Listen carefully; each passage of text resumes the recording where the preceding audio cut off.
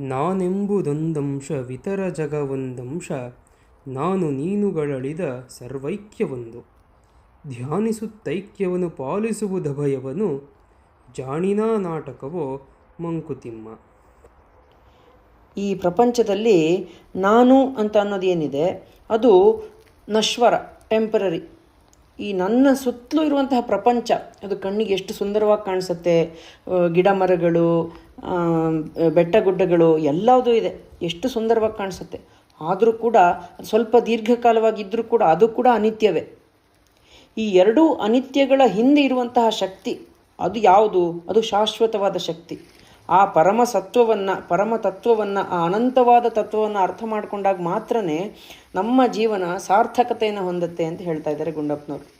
ಈ ಎರಡರ ಒಂದು ಅನಿತ್ಯತೆಯನ್ನು ಕಂಡುಕೊಂಡು ಆ ಶಾಶ್ವತವಾದ ಪರಮತತ್ವವನ್ನು ಕಂಡುಕೊಳ್ಳೋದಿದೆಯಲ್ಲ, ಅದೇ ಒಂದು ಜಾಣತನದ ನಾಟಕ ಅಂತ ಹೇಳ್ತಾ ಇದ್ದಾರೆ. ಹಾಗಂದ ತಕ್ಷಣ ನಾವು ಇವಾಗ ಎಲ್ಲಾವುದು ನಶ್ವರ ಅಂತ ಎಲ್ಲ ಕೈ ಚೆಲ್ಲಿ ಕೂತ್ಕೊಂಡ್ಬಿಡಬಾರ್ದು. ನಮ್ಮ ಕರ್ಮಗಳೇನಿದೆ ಅದನ್ನು ನಾವು ನಿಷ್ಠೆಯಿಂದ ಪಾಲನೆ ಮಾಡ್ತಾ ಹೋಗಬೇಕು. ಈ ಒಂದು ಪ್ರಪಂಚಕ್ಕೆ ಬಂದ ಮೇಲೆ ನಮ್ಮ ಕರ್ಮಗಳ ಪಾಲನೆಯೇ ಒಂದು ನಮ್ಮ ಧರ್ಮ ಅಂಥೇಳಿ ಯಾಜ್ಞವಲ್ಕ್ಯರು ಹೇಳ್ತಾರೆ. ಅದನ್ನೇ ಗುಂಡಪ್ಪನವರು ಈ ಕಗ್ಗದಲ್ಲಿ ಇವತ್ತು ಹೇಳಿದ್ದಾರೆ. ಎಷ್ಟು ಸೊಗಸಾಗಿದೆ ಅಲ್ವಾ?